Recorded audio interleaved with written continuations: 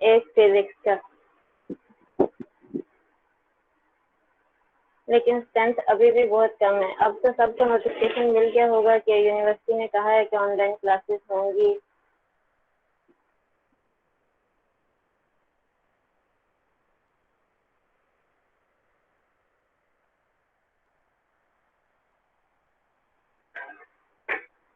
ये जो स्टूडेंट्स आज ऑनलाइन हैं, इनमें से बहुत सारे पहले भी पढ़ते रहे हैं।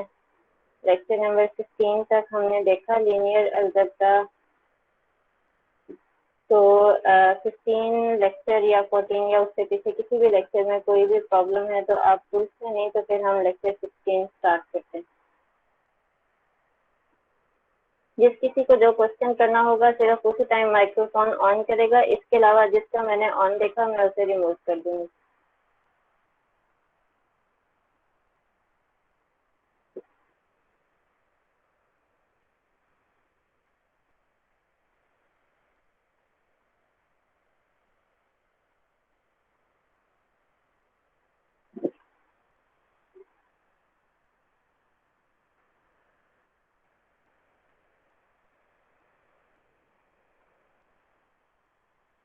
तो जी, किसी का कोई क्वेश्चन नहीं है तो हम स्टार्ट करते हैं lecture number 16।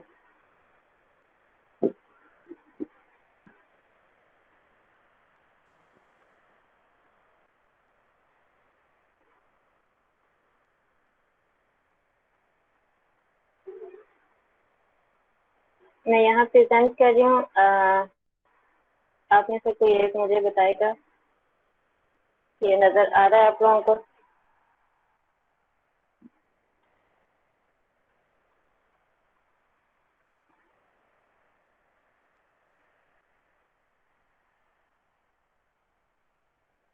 Okay,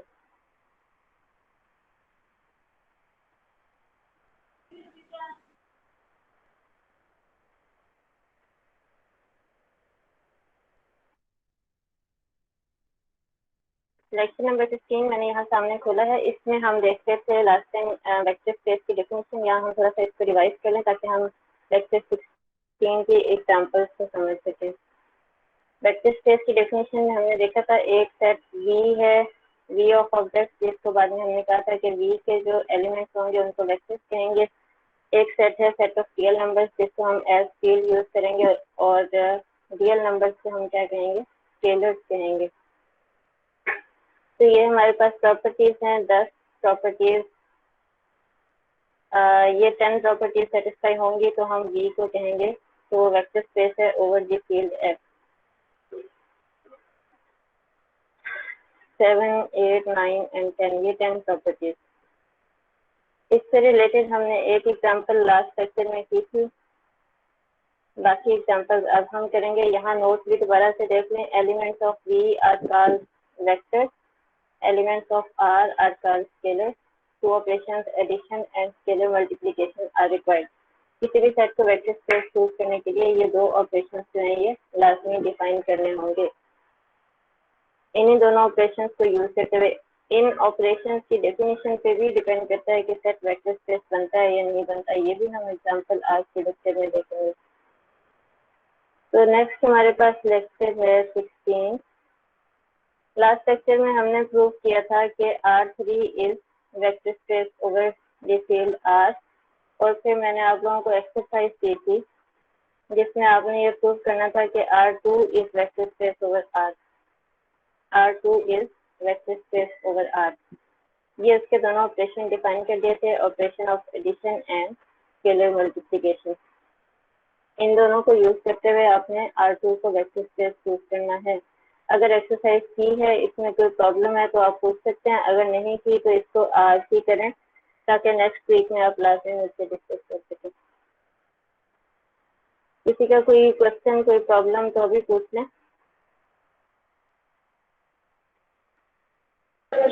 ma'am exercise करके आपको सबमिट करनी है?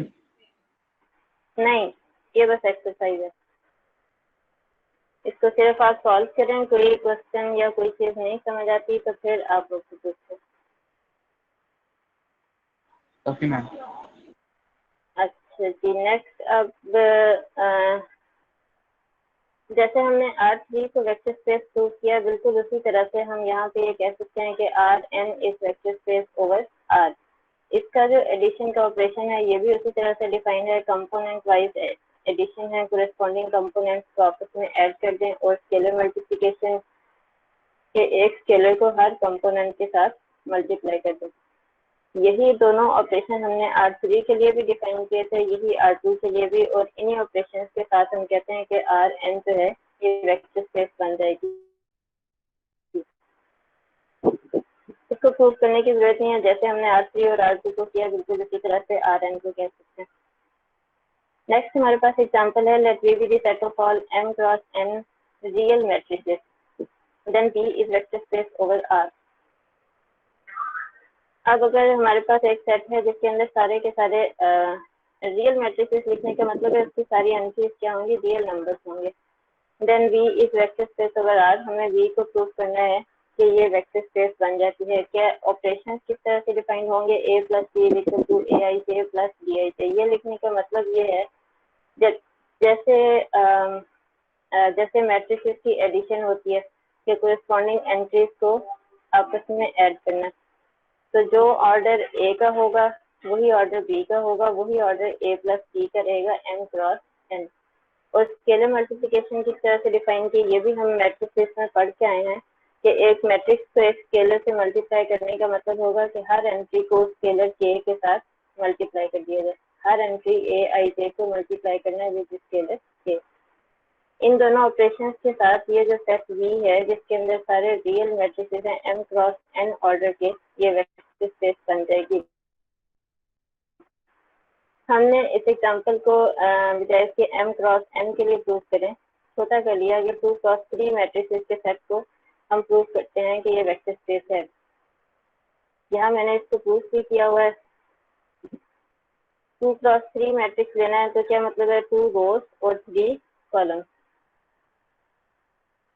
एक वेक्टर u ले लिया, एक वेक्टर v ले लिया। अब मैंने मैट्रिक्स को कैपिटल A कैपिटल B लिखने के बजाय वेक्टर्स की फॉर्म में लिखा है। क्यों इस फॉर्म में लिखा है, क्योंकि अब हम टॉपिक पढ़ रहे हैं वेक्टर स्पेस का। तो हमने ये कहा कि सेट V के जो एलिमेंट्स होंगे वो क्या होंगे, वेक्टर्स होंगे, और R जो है इसमें रियल नंबर्स जिनको हम क्या कहेंगे, स्केलर्स। तो वेक्टर स्पेस प्रूव करने के लिए हमें क्या करना है, हमने ये 10 प्रॉपर्टीज सेटिस्फाई करानी है। ये है प्रॉपर्टी। तो सबसे पहली प्रॉपर्टी क्या थी कि अगर हमने दो वेक्टर्स लिए हैं तो इन दोनों का सम, एडिशन ऑपरेशन जो डिफाइंड है, इन दोनों का ऐड करने से जो आंसर आएगा वो भी इस सेट के अंदर मौजूद होना चाहिए।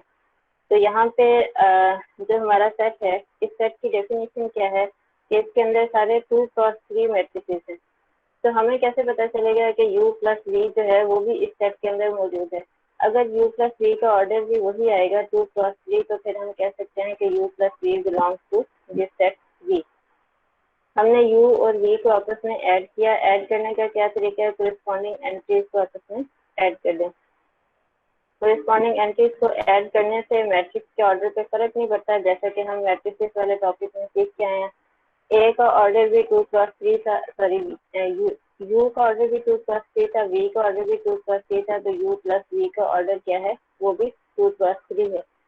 तो 2 क्रॉस 3 का कोई भी मैट्रिक्स किस में होगा, सेट V में मौजूद होगा। तो इस वजह से हम कहते हैं कि U plus V belongs to V।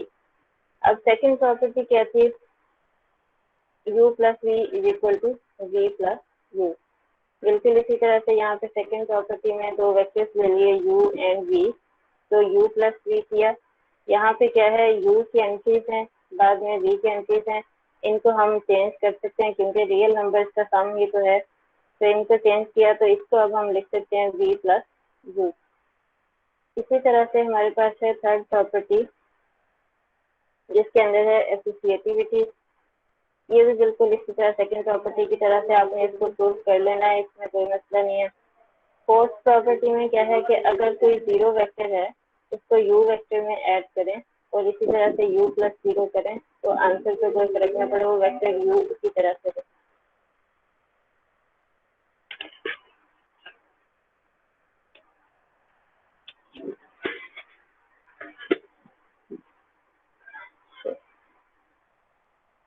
Fourth property में हमने जो जीरो एलिमेंट है उसके बारे में, ये थर्ड भी वैसे यहाँ प्रूव की हुई है।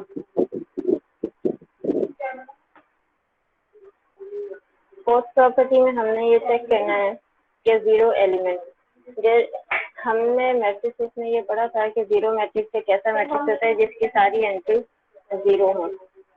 तो अगर ये हमारे पास 2x3 का मैट्रिक्स है तो उसके लिए हमारे पास जीरो मैट्रिक्स है जिसका ऑर्डर भी 2x3 है, क्योंकि जीरो मैट्रिक्स किसी भी ऑर्डर का आप लिख सकते हैं। तो हम यहाँ पे 2x3 का एक जीरो मैट्रिक्स ले सकते हैं।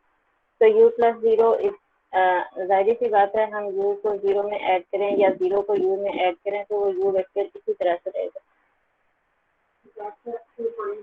नेक्स्ट हमारे पास क्या है, सिक्स प्रॉपर्टी में हर u वेक्टर के लिए negative of u vector define किया जा सकता है। वो किस तरह से कि हर u की एंट्री को माइनस के साइन के साथ लिख लें तो ये नेगेटिव ऑफ u वेक्टर है।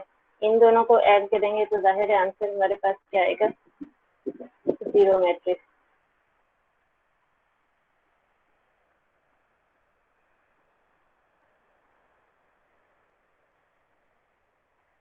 सिक्स प्रॉपर्टी में क्या करना है, हमें स्केलर प्रोडक्ट जो हमने डिफाइन किया हुआ है, जिस सेट को हम वेक्टर स्पेस प्रूव करना है उसके लिए जो दो ऑपरेशंस डिफाइन किए थे, ये एडिशन ऑफ मैट्रिसेस और ये क्या था, स्केलर प्रोडक्ट। स्केलर प्रोडक्ट इस तरह से डिफाइन किया था कि मैट्रिक्स की हर एंट्री को के के साथ मल्टीप्लाई कर दें, के जो स्केलर हमने दिया होगा। अब यहाँ सिक्स प्रॉपर्टी में हमें ये शो करना है कि अगर u कोई वेक्टर है वेक्टर स्पेस V का और k कोई भी स्केलर है तो k इंटू यू करने से जो आंसर आएगा वो भी सेट V के अंदर मौजूद होगा। तो k इंटू यू करने का क्या तरीका था,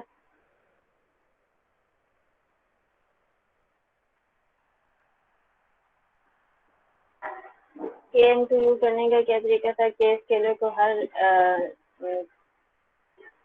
मैट्रिक्स की हर एंट्री से मल्टीप्लाई कर दिया। तो ऑर्डर पे तो कोई फर्क नहीं पड़ेगा, ऑर्डर वही 2x3 है। तो सेट V के अंदर क्योंकि सारे 2x3 मैट्रिसेस हैं तो ये मैट्रिक्स भी सेट V के अंदर मौजूद होगा। अब सेवंथ प्रॉपर्टी हम यहाँ से देख लेते हैं कि क्या सेवंथ प्रॉपर्टी ये थी कि k into u plus v is equal to k u plus k we.